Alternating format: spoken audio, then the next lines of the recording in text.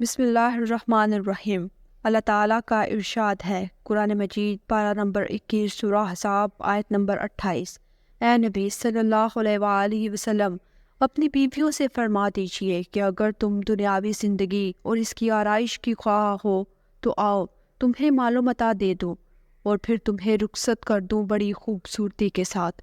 حضرت سیدنا عمر فاروق رضی اللہ تعالیٰ عنہ فرماتے ہیں کہ حسب معمول ایک روز میرا پڑوسی انصاری گھبرایا ہوا آیا اور اس نے زور سے دروازہ کھٹکھٹا کر پوچھا، کیا عمر ابن خطاب ہے؟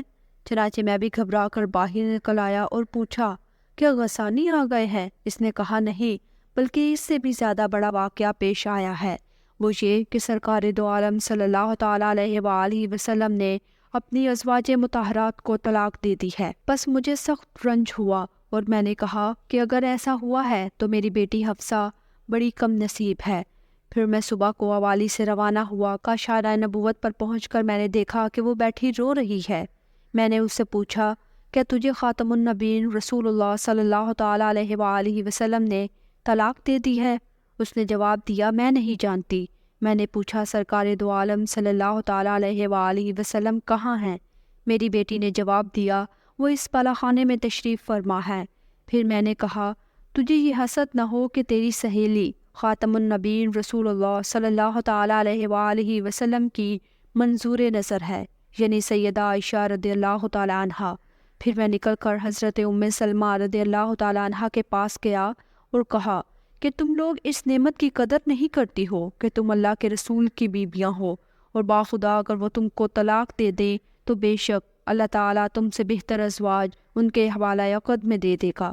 سیدہ ام سلمہ رضی اللہ تعالیٰ عنہا اس بات سے تھوڑی سی برا فروختہ ہو گئیں اور فرمانے لگیں، اے عمر، تم ہر بات میں مداخلت کرتے ہو اور اب خاتم النبیین رسول اللہ صلی اللہ تعالیٰ علیہ وآلہ وسلم کی ازواج کے درمیان بھی دخل دیتے ہو۔ میں یہ سن کر خاموش ہو گیا اور وہاں سے نکل کر مسجد میں آ گیا، اور وہاں منبر کے پاس میں نے لوگوں کو دیکھا کہ وہ اسی بات کا تذکرہ کر رہے ہیں اور بہت سے رو بھی رہے ہیں۔ میں نے ان سے کہا کہ میں یہ معاملہ تمہارے لیے حل کیے دیتا ہوں۔ چنانچہ میں سرکار دو عالم صلی اللہ تعالیٰ علیہ وآلہ وسلم کے درہ دولت پر حاضر ہوا۔ بالا خانے کے نیچے میں نے ایک آدمی کو دیکھا۔ میں نے اس سے کہا، میرے لیے بارگاہ رسالت میں جانے کی اجازت طلب کرو۔ وہ خاتم النبیین رسول اللہ صلی اللہ تعالیٰ علیہ وآلہ وسلم کی خدمت میں گیا اور واپس آ کر کہا کہ اے عمر، خاتم النبیین رسول اللہ صلی اللہ تعالیٰ علیہ وآلہ وسلم نے کوئی جواب نہیں دیا۔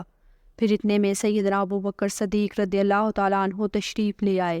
ان کے لیے بھی بارگاہ رسالت سے اجازت نہیں ملی۔ سیدنا عمر فاروق رضی اللہ تعالیٰ عنہ فرماتے ہیں، میں پھر مسجد میں جا بیٹھا، لیکن رنج و غم کی وجہ سے میری حالت غیر تھی۔ تھوڑی دیر کے بعد میں نے پھر جا کر بارگاہ رسالت میں جانے کی اجازت طلب کی۔ اس بار اجازت مل گئی۔ سیدنا ابوبکر صدیق رضی اللہ تعالیٰ عنہ کو بھی اجازت مل گئی۔ سیدنا عمر فاروق رضی اللہ تعالیٰ عنہ اوپر جب بارگاہ رسالت میں پہنچے تو دیکھا کہ ازواج مطہرات آپ صلی اللہ تعالیٰ علیہ وآلہ وسلم کے گرد بیٹھی ہیں، مگر سر جھکائے خاموش ہیں۔ سیدنا عمر فاروق رضی اللہ تعالیٰ عنہ فرماتے ہیں، میں نے چاہا کہ خاتم النبیین رسول اللہ صلی اللہ تعالیٰ علیہ وآلہ وسلم سے کوئی ایسی بات کہوں جس سے آپ صلی اللہ تعالیٰ علیہ وآلہ وسلم خوش ہو کر ہنس دیں۔ بس میں نے کھڑے ہو کر کہا، یا خاتم النبیین رسول اللہ صلی اللہ تعالیٰ علیہ وآلہ وسلم، آپ نے اس واقعے کو ملاحظہ نہیں فرمایا کہ دختر فلاں میری بیوی نے بھی مجھ سے نفقہ مانگا تھا تو میں نے اس کی گردن مروڑ دی۔ خاتم النبیین رسول اللہ صلی اللہ تعالیٰ علیہ وآلہ وسلم یہ سن کر ہنس پڑے، یہاں تک کہ آپ صلی اللہ تعالیٰ علیہ وآلہ وسلم کے اگلے دندان مبارک ظاہر ہو گئے اور فرمایا، یہ عورتیں بھی میرے پاس بیٹھی نفقہ مانگ رہی ہیں۔ یہ سننا تھا کہ سیدنا ابوبکر صدیق رضی اللہ تعالیٰ عنہ اپنی بیٹی سیدہ عائشہ رضی اللہ تعالیٰ عنہا کی طرف اور سیدنا عمر فاروق رضی اللہ تعالیٰ عنہ اپنی بیٹی سیدہ حفصہ رضی اللہ تعالیٰ عنہا کی جانب مارنے کو اٹھے کہ تم دونوں سرکار دو عالم صلی اللہ تعالیٰ علیہ وآلہ وسلم کو ایسی چیز کی تکلیف دیتی ہو جو موجود نہیں۔ لیکن خاتم النبیین رسول اللہ صلی اللہ تعالیٰ علیہ وآلہ وسلم نے ان دونوں کو منع فرما دیا۔ پھر آپ صلی اللہ تعالیٰ علیہ وآلہ وسلم کی ازواج نے عرض کیا، باخدا ہم عورتیں ہیں، ہم کو یہ بات معلوم نہ تھی، اور واللہ ہم آئندہ آپ صلی اللہ تعالیٰ علیہ وآلہ وسلم سے کبھی ایسی چیز کی درخواست نہیں کریں گے۔ حضرت سیدنا عمر فاروق رضی اللہ تعالیٰ عنہ فرماتے ہیں، میں نے خاتم النبیین رسول کریم صلی اللہ تعالیٰ علیہ وآلہ وسلم کو خوش کرنے کے بعد موقع پا کر آپ صلی اللہ تعالیٰ علیہ وآلہ وسلم سے یہ پوچھا، یا نبی صلی اللہ علیہ وآلہ وسلم، کیا آپ صلی اللہ تعالیٰ علیہ وآلہ وسلم نے اپنی ازواج کو طلاق دے دی ہے؟ آپ صلی اللہ تعالیٰ علیہ وآلہ وسلم نے فرمایا، نہیں۔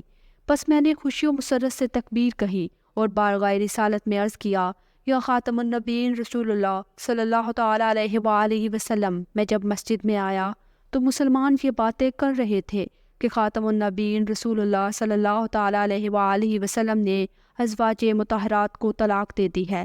پس کیا میں بالا خانے سے اتر کر ان لوگوں کو آگاہ کر دوں کہ ایسا نہیں ہے؟ آپ صلی اللہ تعالیٰ علیہ وآلہ وسلم نے فرمایا، اگر تمہارا جی چاہتا ہے تو جاؤ۔ پس میں نے مسجد کے دروازے پر کھڑے ہو کر بلند آواز میں پکار کر کہا، کیا حضرت صلی اللہ تعالیٰ علیہ وآلہ وسلم نے اپنی ازواج کو طلاق نہیں دی؟ پھر سرکار دو عالم صلی اللہ تعالیٰ علیہ وآلہ وسلم 29 دن تک اسی بالا خانے میں علیحدہ رہے اور 30 کی صبح کو اتر کر سب سے پہلے سیدہ عائشہ رضی اللہ تعالیٰ عنہ کے پاس تشریف لائے اور فرمایا، میں تجھ پر ایک امر پیش کرتا ہوں، لیکن اس کے جواب میں تم جلدی نہ کرنا یہاں تک کہ تم اپنے والدین سے مشورہ کر لو۔ سیدہ عائشہ رضی اللہ تعالیٰ عنہ نے عرض کیا، وہ کیا بات ہے؟ پس آپ صلی اللہ تعالیٰ علیہ وآلہ وسلم نے آیت تخیر کی تلاوت فرمائی۔ میں نے عرض کیا، یا خاتم النبی رسول اللہ صلی اللہ تعالیٰ علیہ وآلہ وسلم، مجھے آپ کے بارے میں اپنے والدین سے مشورہ کرنے کی کوئی ضرورت نہیں، بلکہ میں تو اللہ تعالیٰ، اس کے رسول صلی اللہ تعالیٰ علیہ وآلہ وسلم اور در آخرت کو اختیار کرتی ہوں۔ یا خاتم النبی رسول اللہ صلی اللہ تعالیٰ علیہ وآلہ وسلم، آپ اپنے ازواج میں سے کسی کو یہ جواب نہ بتلائیے گا جو میں نے دیا ہے۔ آپ صلی اللہ تعالیٰ علیہ وآلہ وسلم نے فرمایا، اللہ تعالیٰ نے مجھے سخت گیر بنا کر نہیں بھیجا، بلکہ تعلیم اور آسانی دینے والا بنا کر بھیجا ہے، لہٰذا جو کوئی مجھ سے یہ پوچھے گا میں اسے بتا دوں گا۔ پھر آپ صلی اللہ تعالیٰ علیہ وآلہ وسلم کی کل ازواج نے بھی وہی کچھ اختیار کیا جو سیدہ عائشہ صدیقہ رضی اللہ تعالیٰ عنہ نے اختیار کیا، یعنی اللہ تعالیٰ، اس کے رسول صلی اللہ تعالیٰ علیہ وآلہ وسلم اور در آخرت کو۔